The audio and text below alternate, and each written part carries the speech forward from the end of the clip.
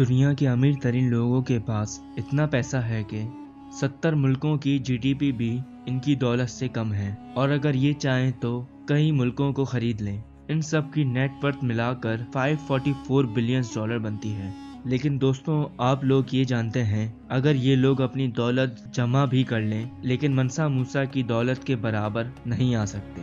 آخر کون تھا منسا موسیٰ، جس نے حج کے سفر کے دوران لوگوں میں اتنا سونا تقسیم کیا کہ اگلے 10 سال تک افریقہ، مدینہ اور مکہ میں سونے کی قیمت بالکل ہی گر گئی۔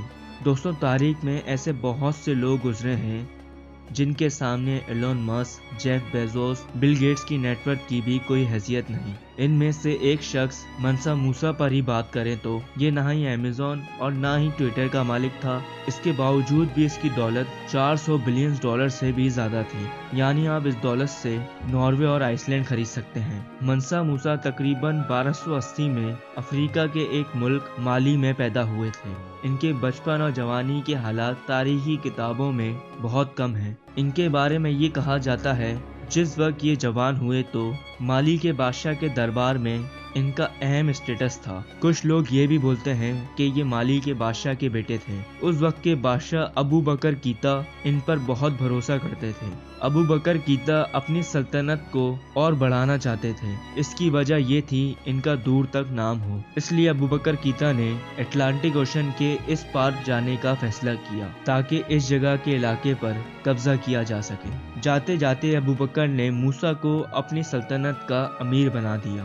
جب ابو بکر واپس نہ آئے، موسیٰ بادشاہ بن گیا اور اسے مانسا موسیٰ کہا جانے لگا۔ مانسا موسیٰ نے 1312 سے لے کر 1337 تک حکومت کی اور تھوڑے سے ٹائم میں ہی مالی کو انہوں نے آسمانوں تک پہنچا دیا تھا۔ اس وقت مالی کے پاس 2 چیزیں تھیں، سونا اور نمک۔ یہ بھی کہا جاتا ہے کہ مالی دنیا میں سب سے زیادہ سونا پیدا کرنے والا ملک تھا۔ دنیا میں سونے کی ٹوٹل سپلائی میں سے آدھے سے زیادہ حصہ مالی کا ہوتا تھا۔ ایک تو یہ نمک کھانے کا حصہ تھا اور دوسرا یہ نمک صحرائے ریگستان میں پریزرویٹو کے طور پر یوز ہوتا تھا، یعنی کھانے پینے کی چیزوں کو محفوظ رکھنے کے لیے استعمال کیا جاتا تھا۔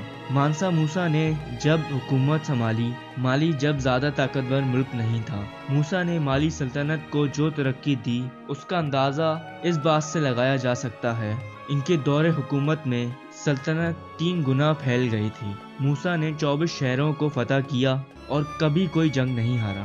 منسا موسیٰ اپنے ملک پر ہر طرح کے ریلیجن اور بزنس کو بڑھاوا دیا کرتا تھا۔ ایک طرف اس نے یہ چھوٹ دی اور دوسری طرف اپنے شہریوں کو 2 چیزوں کا پابند کر دیا جس میں ٹیکس اور زکوٰۃ شامل ہے۔ موسیٰ نے اب کبھی بھی اپنے ملک کے سونے کو اپنے لیے کبھی نہیں رکھا۔ اس نے لوگوں کو کاروبار کرنے کی اجازت دے رکھی تھی۔ اس نے سونے پر ہیوی ٹیکسز لگا دیے تھے، اتنے ہیوی ٹیکسز کہ مالی کا ہر ایک کام ٹیکسز سے ہی نکلنے لگا تھا۔ اس کے علاوہ مالی ایک مسلم کنٹری تھا اور موسیٰ ایک مسلمان بادشاہ۔ اس نے لوگوں کو پابند کیا کہ وہ اسلامک ٹیچنگ کے مطابق پابندی سے زکوٰۃ دیں۔ زکوٰۃ اسلام میں ایک مین پیپر ہے۔ اگر کسی انسان کے پاس 7 تولہ سونا یا 52 تولہ چاندی یا اس کے برابر پیسے ہوں، اس کے مال میں سے 2.5% حصہ حکومت لیتی تھی اور یہ پیسہ حکومت ملک کے غریب لوگوں میں تقسیم کرتی تھی۔ موسیٰ کی اس پالیسی کی وجہ سے ایک طرف تو ملک امیر ہونے لگا تھا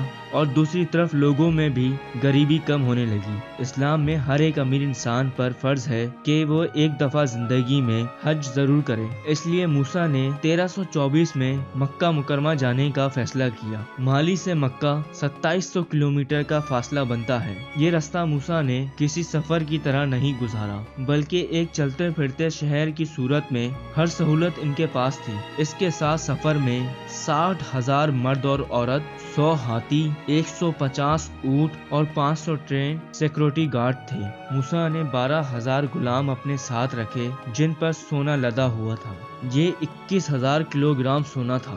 اس کے علاوہ ریزہ یعنی پارٹیکل کی صورت میں سونا ہاتھیوں پر لدا ہوا تھا۔ موسیٰ نے پورے راستے میں سونا تقسیم کیا اور ہر جمعے کے دن ایک مسجد بناتا تھا۔ ہر آنے والی مقدس جگہوں پر اتنا سونا چڑھایا کہ وہاں کے لوگ امیر ہوتے چلے گئے۔ کہا جاتا ہے کہ موسیٰ نے اتنا سونا تقسیم کیا کہ آنے والے 10 سالوں تک مدینہ، مکہ اور افریقہ میں سونے کی قیمت بالکل گر گئی۔ اس سفر میں تقریباً 2 سال لگے اور اس دوران بہت ساری مسجدیں موسیٰ نے بنوائیں۔ دوستوں، اس ویڈیو کو یہیں ختم کرتے ہیں۔ ایسی اور انفارمیٹیو ویڈیوز دیکھنے کے لیے چینل کو لائک اینڈ سبسکرائب ضرور کر دیں، اور ابھی تک آپ لوگوں نے دبئی کے ایئرپورٹ والی ویڈیو نہیں دیکھی تو وہ ضرور جا کر دیکھیں۔ ملتے ہیں پھر اگلی ویڈیو میں۔